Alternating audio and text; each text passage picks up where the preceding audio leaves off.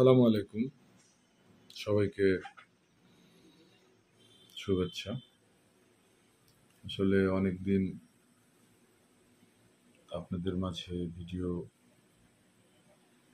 করি না, ভিডিও ছাড়া হয় না। অনেকদিন ধরে ভাবছি যে কিছু কথা না বললে হয় না। আমাদের বর্তমান সমাজে বেশিরভাগ মানুষ কেমন যেন একটু চাওয়া পাওয়াটা একটু বেশি হয়ে গেছে। সেই চাওয়া পাওয়ার মধ্যে সততার অনেক অভাব। হালাল হারামের কোনো বাছ বিচার নাই, শুধু খাই খাই। আসলে এর পিছনে কারণ কি জানেন?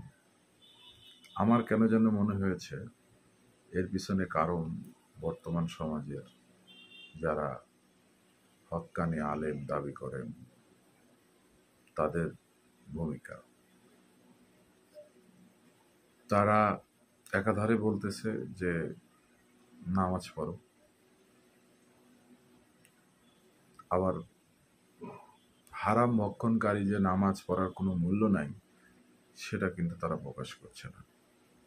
একজন হারাম ভক্ষণকারী সে যত নামাজই পড়ুক সে সময় নষ্ট করছে। এটা বুঝতে হবে। এই আমাদের সমাজের আলেম সমাজ কেন সেটাকে পরিষ্কার করছে না?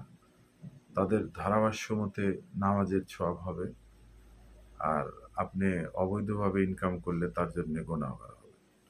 অ্যাকচুয়ালি একজন নামাজ কার জন্যে ফরজ? নামাজ হলো আমার সাধনা থেকে আমি যেটা বুঝতে পারছি, নামাজ একজন ইমানদারের জন্য ফরজ। যার ইমান নাই তার নামাজের কোনো প্রয়োজন নেই।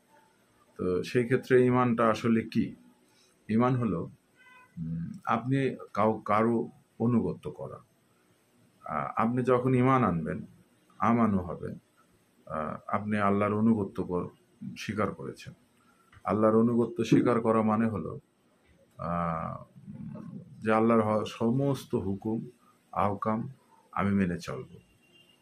আমি যদি কোনো হুকুম আহকাম না মেনে চলি তাহলে সেটাকে আমার অনুগত্য করা হলো, অর্থাৎ আমি ইমানদারের মধ্যে থাকলাম।